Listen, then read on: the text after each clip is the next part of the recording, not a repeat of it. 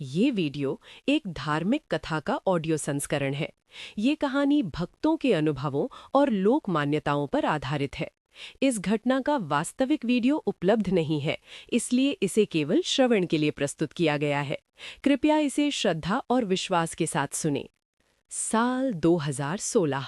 स्थान मध्य प्रदेश के उज्जैन जिले के पास एक छोटा सा गांव रामपुरा। उस गांव में रहने वाला सुरेश नाम का व्यक्ति अचानक ऐसी घटनाओं का शिकार हुआ जिसे सुनकर आज भी लोग कहते हैं कि ये शनि देव की परीक्षा थी। सुरेश एक साधारण दुकानदार था।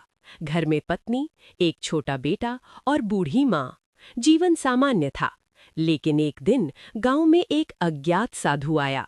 साधु ने सुरेश को देखकर कहा, बेटा, तुम्हारी जिंदगी में जल्द ही शनि देव की परीक्षा शुरू होने वाली है।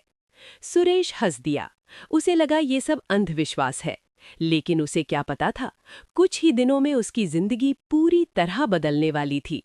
साधु की बात के 7 दिन बाद सुरेश की दुकान में अचानक भारी नुकसान हो गया।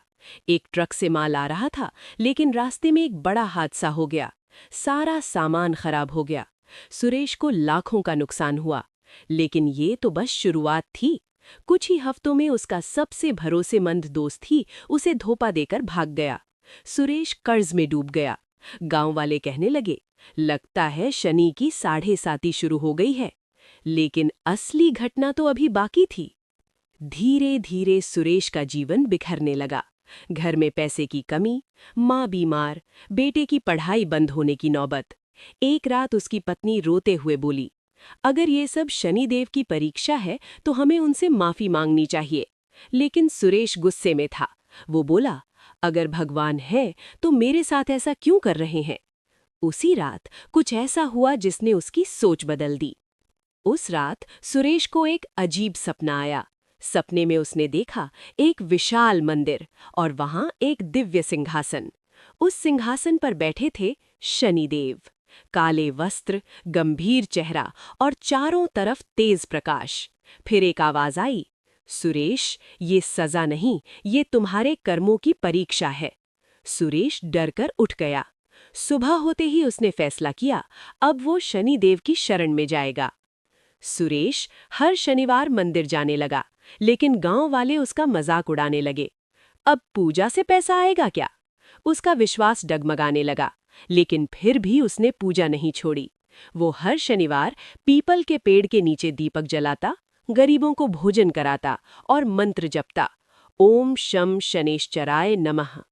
7 शनिवार बीत गए, लेकिन कोई चमत्कार नहीं हुआ।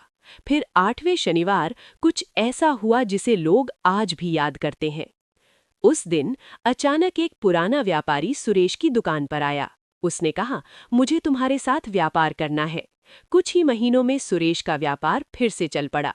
कर्ज खत्म हो गया, घर में खुशियां लौट आईं। सुरेश समझ गया, ये सब शनिदेव की कृपा है। वो मंदिर गया और हाथ जोड़कर बोला, हे शनिदेव महाराज, आप सच में न्याय के देवता हैं। कहते हैं, शनिदेव कभी बिना कारण कष्ट नहीं देते, वे केवल कर्मों का फल देते हैं। अगर जीवन में परेशानियां बढ़ रही हैं, तो ये उपाय करें।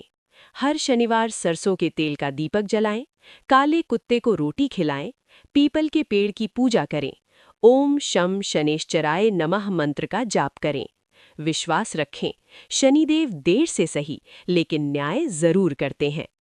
अगर आपको ये शनिदेव की सच्ची और चमत्कारी कथा पसंद आई तो कमेंट में ज़रूर लिखें, जय शनिदेव महाराज।